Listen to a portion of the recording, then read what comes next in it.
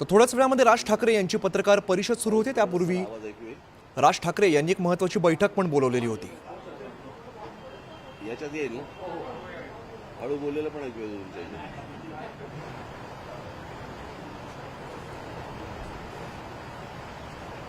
आजची पत्रकार परिषद तातडीने बोलवण्यामागचं कारण, एकमेव कारण म्हणजे महाराष्ट्राचं शैक्षणिक धोरण. मी आधीच सांगून ठेवतो की मी या विषयाच्या पलीकडे दुसरा कोणताही विषय बोलणार नाहीये, कारण हा अत्यंत महत्त्वाचा विषय आहे आणि त्याच्या पलीकडे आता दुसरा कुठचाही विषय मला बोलायचा नाहीये. मी जे बोलणार आहे थोडंसं सविस्तर बोलणार आहे.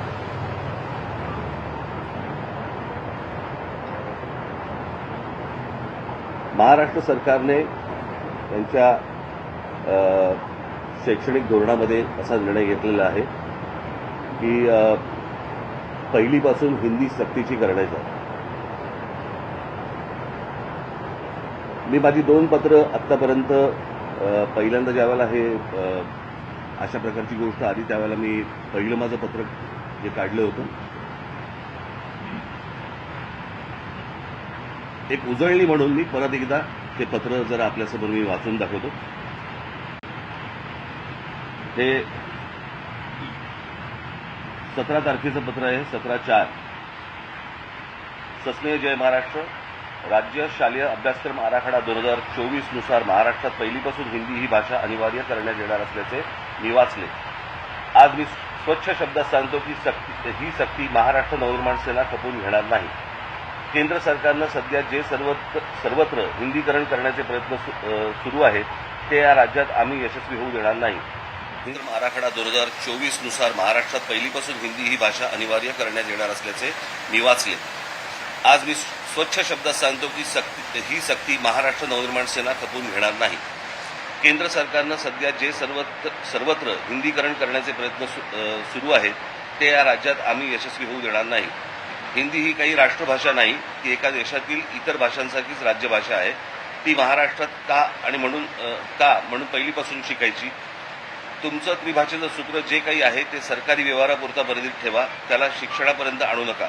या देशात भाषावर प्रांतरचना झाली आणि ती इतकी वर्ष टिकली, पण आत्ताच ही दुसऱ्या प्रांताची भाषा इथे महाराष्ट्रावर लादण्याचे का प्रकार सुरू झालेत.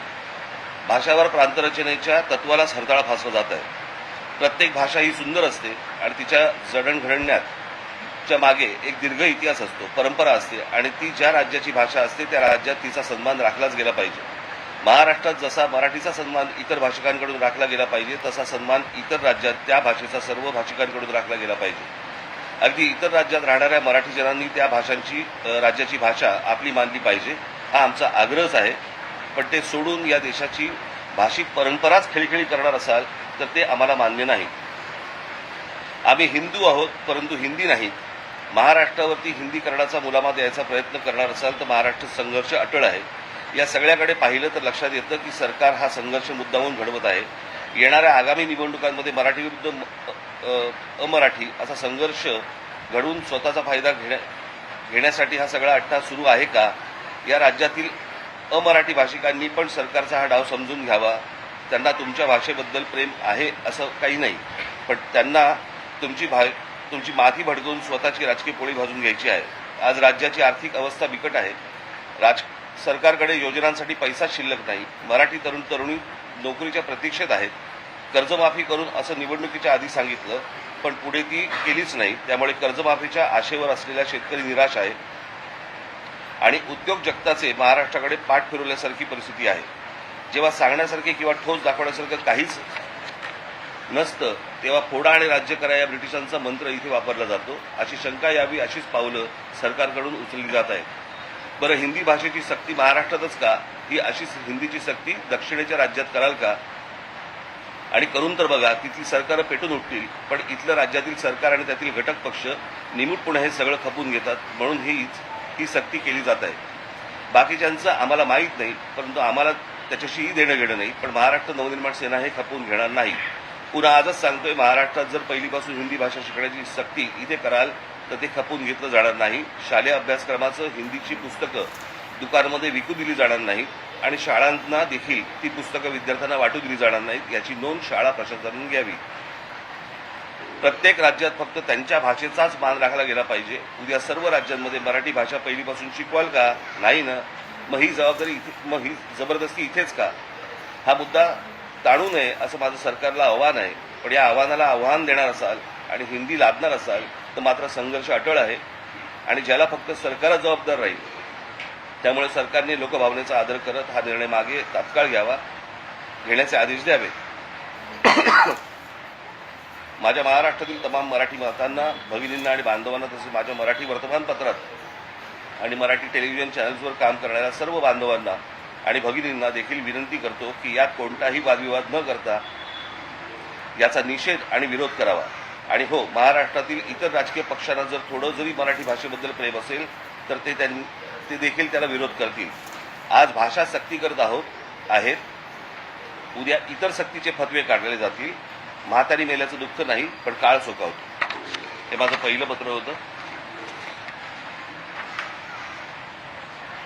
दुसरं पत्र मी दादा भुसेंना दिलं होतं, कारण ज्यावेळेला स्थगिती दिली गेली त्यावेळेला मी दुसरं पत्र हे शिक्षण मंत्र्यांना दिलं होतं की गेले जवळपास 2 महिने महाराष्ट्रात पहिली इयत्तेपासून हिंदी भाषा शिकवणे यावर सरकारकडून प्रचंड गोंधळ घालणं सुरू आहे.